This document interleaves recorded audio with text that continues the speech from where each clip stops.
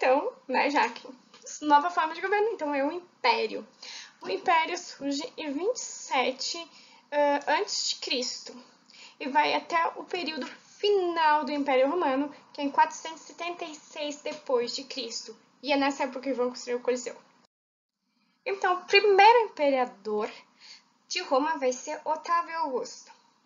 Então, teve aquele período de instabilidade, guerra civil após a morte de Júlio César, forma-se o segundo triunvirato, feito por Marco Antônio Otávio Lepto, que não deu certo.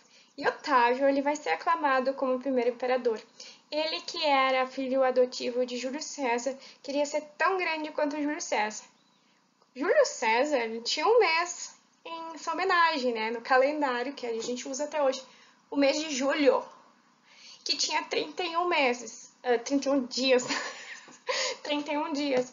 E o Otávio queria também um mês para ele, que então é agosto. E por isso que julho e agosto, eles são os meses junto que tem 31 dias. Porque ele queria um mês comprido, né, de 31 dias, e ele acaba roubando o mês de fevereiro. Pra ele ter que nem julho. Então, é um cara que tinha uma mania de grandeza, né? Ele era baixo, mas também ele foi um grande imperador.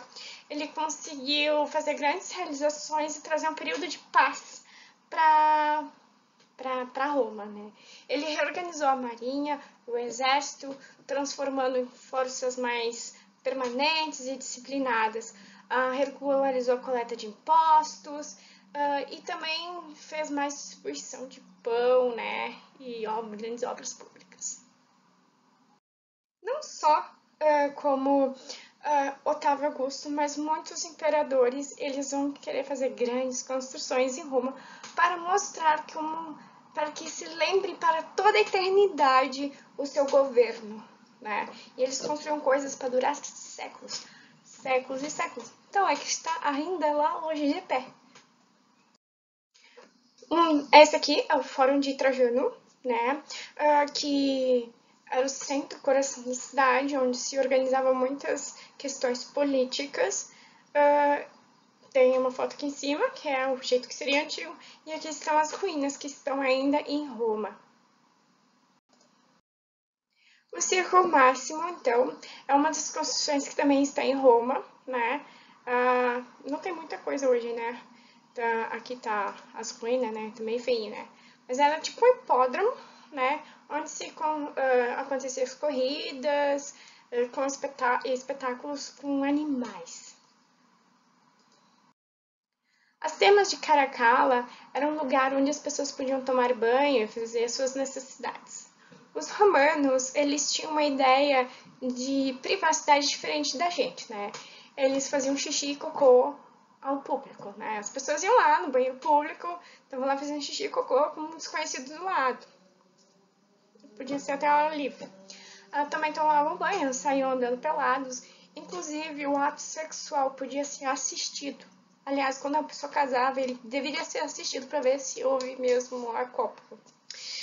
Então, assim, eles têm uma ideia de privacidade diferente da gente, né? E uma das grandes construções para banho, né, é as termas de Caracalla, que eles conseguiam canalizar a água e esquentar isso numa época sem grandes tecnologias. O Teatro de Marcelo também, que o teatro é essa estrutura, né, em forma de D, que tem um grande poder de acústico, e quando se juntam dois teatros se faz um anfiteatro, que é tipo Coliseu. A Casa Dourada de Nero, então Nero foi um imperador louco, ele devia ter algum problema mental. Ele, inclusive, tem uma história que ele provavelmente mandou atirar, incendiar Roma e ficou lá vendo, né? E ele queria uma casa digna de um imperador. Então era um palácio gigantesco, quase o tamanho assim, tipo, do Central Park, gigantesco mesmo, sabe? E, inclusive ele tinha uma lagoa própria. Então ele conseguiu, com aquedutos, né, canalizar muita água e fazer ali um laguinho para ele. E a sua casa tinha muitas pedras preciosas, ouro na sua casa. e dizia que isso aquilo era o mínimo de digno para ele. Ele tinha algum problema mesmo. O anfiteatro Flaviano, que então é a junção de dois teatros em forma de D, então é o Coliseu, né, que está ali de pé até hoje, claro, ele tá em ruína, mas meu Deus do céu, né, o negócio tem 2000 anos, já passou por terremotos, pela Segunda Guerra Mundial, com bombas e tudo mais, está inteiro, né, então os caras construíam para durar séculos. Então o anfiteatro Coliseu era onde aconteciam muitos espetáculos de gladiadores, né? E no seu subterrâneo ficavam os escravos, também às vezes os cristãos que eram capturados, que eram inimigos políticos, e também aqui na parte de cima do Coliseu, antigamente ele se cobria, né, para não ter sol, e ele foi construído em cima das ruínas da casa de Nero. Então, quando Nero morreu, o cara era louco, eles destruíram, não queriam lembrar dessa pessoa maluca. Então, hoje só tem alguma coisa subterrânea. E foi construído em cima daquele lago, ele mandou construir o Coliseu. Então, como tinha muitos encanamentos, eles conseguiam fazer batalhas naval dentro do Coliseu. Então, eles construíam um barco lá dentro, depois inundavam e assistiam ali batalhas navais. Além de espetáculos cristãos sendo engolidos por feras, batalhas de gladiador, animal, girafa, tigre, rinoceronte que eles levavam ali para o povo se distrair. E esses espetáculos podiam durar vários dias.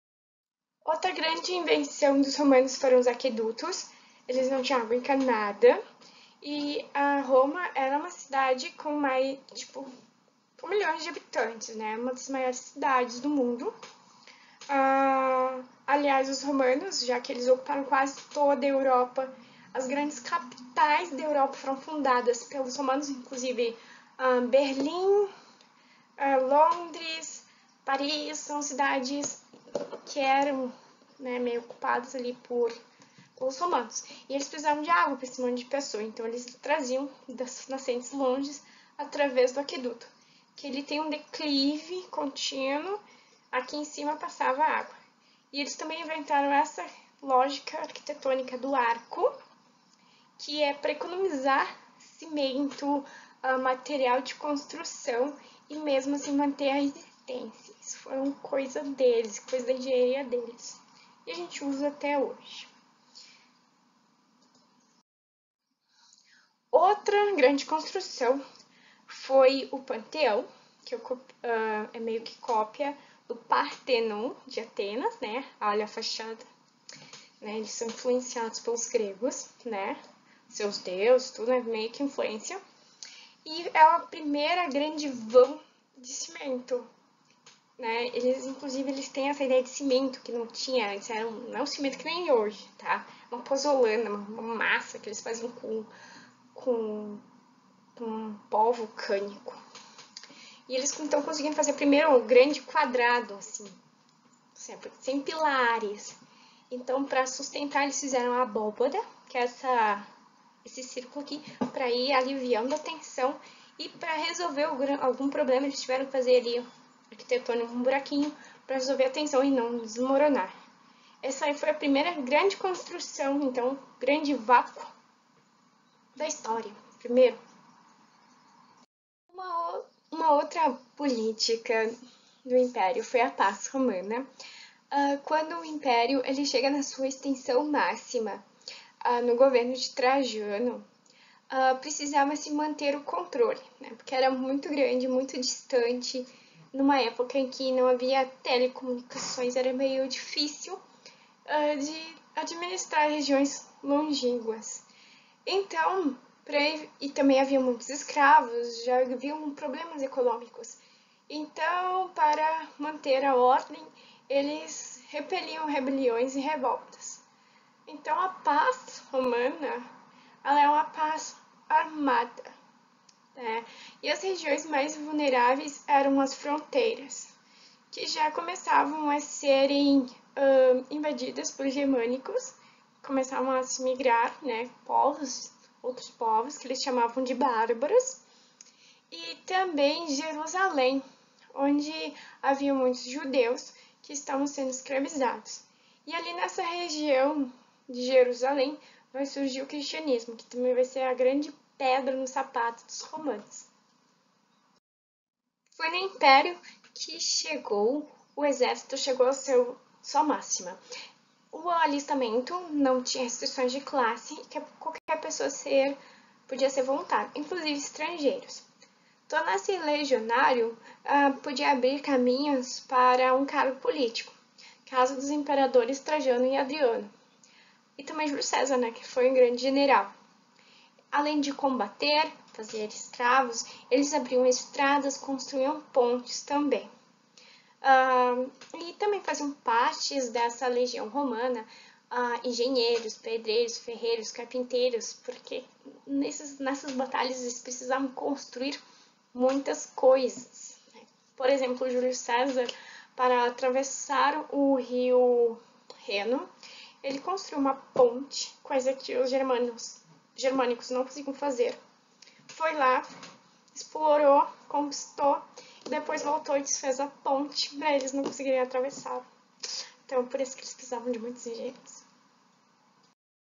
Mas o Império Romano durou para sempre, apesar do seu legado chegar até hoje, né? Por isso que a gente fala português. Então, como é que foi essa destruturação? Uma das grandes causas foi o cristianismo. O cristianismo se enferrou com o imperador. Então, essa crença, né, que acreditava em um Messias ia vir salvar o mundo e ia resolver os problemas. E o imperador romano considerou Jesus uma grande ameaça à autoridade do imperador, porque os cristãos, eles negavam a origem divina do imperador. E também eles eram muito resignados, e essa fé acabou desestabilizando a política.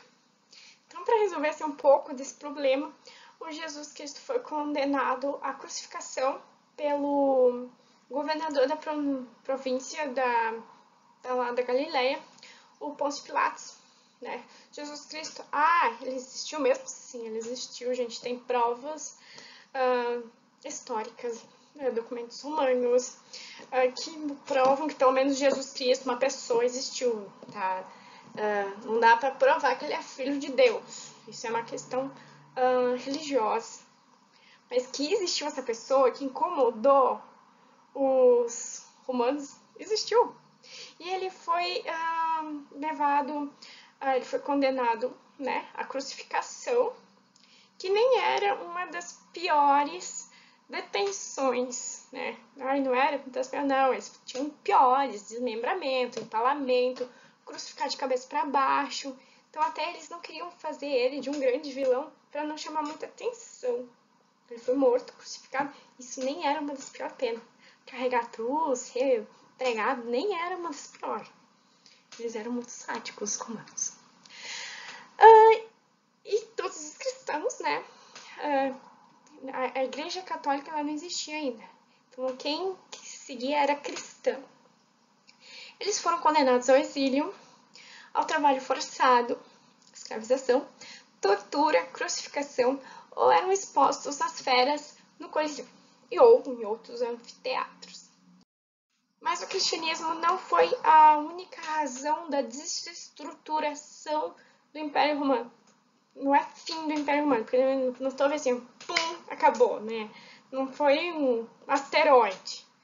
Foi uma desestruturação, foi um declínio que foi caindo. Começou ali com essas questões do cristianismo no século I depois de Cristo e até o século V foi piorando, né? Então, devido a essa grande campanha expansionista, né, ela estava muito grande, teve que se encerrar. Quando se encerrou? Encerrou os escravos, que era a principal mão de obra, a base da economia dos romanos. Então já começou uma crise. Então já tinha muito pobre também. estavam tendo problemas, falta de abastecimento de alimentos. As pessoas estavam lá começando a ouvir os cristãos. Ah, vamos, pelo menos quando a gente morrer, a gente vai pro céu, as pessoas pensavam. E eles começaram a admitir a entrada dos germânicos, que eles chamavam de bárbaros. Qualquer pessoa que não fosse romana seria bárbara. E os romanos chamavam os germânicos de bárbaros porque eles não tinham costume de higiene. Né? Os romanos eram muito limpinhos, gostavam de tomar banho. E os germânicos não, né? Eles ficavam andando com aquela roupa até apodrecer. Sim, bem. Se os europeus tomam banho uma vez por semana, assim, mais ou menos, 2 vezes por semana, é meio por culpa dessa cultura germânica, né? E os germânicos começaram a trabalhar no regime de colonato, que é tipo uma servidão. Havia falta de alimentos, né? Que, por exemplo, as províncias que eles conquistavam traziam sementes, grãos, e estava piorando. E os soldados, eles começavam a não receber mais o seu sal, que era a forma de pagamento, o salário. Corretamente, eles começam a se corromper, né? Não estão recebendo dinheiro direito. E vários germânicos começam a ser contratados no lugar daqueles germânicos como mercenários. Então, assim, o exército, que já estava ruim, colocaram estrangeiros, daí desgringolou tudo. E as fronteiras ficaram desguarnecidas. Porque daí eram os próprios germânicos, né? Eles não iam pedir que outros germânicos entrassem. Então começou a entrar todo mundo no Império Romano. E a coisa começou a ficar bem difícil. E lá pelo século V depois de Cristo, as migrações que antes eram pequenas ondas, bem tranquilas, começaram a virar invasões. Então, povos como os ostrogodos, alanos, visigodos, bongúrdios, francos, saxões, os bretões, todos esses povos começaram então a invadir e meio que começar a impor a sua cultura, desestabilizando não só a política, mas sim também a cultura romana. Porque havia um Huno, né, que é lá um povo da Ásia, o Átila, ele empurrava, porque ele estava espantando esses povos, ele estava empurrando, as pessoas começaram a se desesperar e invadiam disso, e eles saqueavam as cidades romanas. Nessa época, o Constantino ele aceita a religião católica como a religião oficial do Império, para tentar resolver assim, e não resolve, e o negócio, a crise está ficando séria. Então, para dividir, para conseguir governar melhor, Teodósio ele divide o Império em 2, o Império Romano do Ocidente, com capital Roma, que depois vai virar Milão, e o Império Romano do Oriente, né, que vai ser futuramente o Império Bizantino, capital em Constantinopla, em homenagem a Constantino.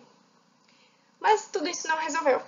E, enfim, em 476 depois de Cristo, um germânico consegue derrubar o imperador romano, assume o império e é o fim do Império Romano. Com toda essa confusão, as pessoas então onde elas vão morar? Elas se escondem nas regiões rurais, elas precisam se proteger de todos esses ataques, começam a construir muralhas, né? Quem tinha dinheiro, quem não tinha dinheiro, ela pedia proteção para essas pessoas que tinham muralhas, e surge então o feudalismo. O fim do Império Romano marca o início da Idade Média, que é o nosso próximo conteúdo. Então era isso. Até mais. Beijos.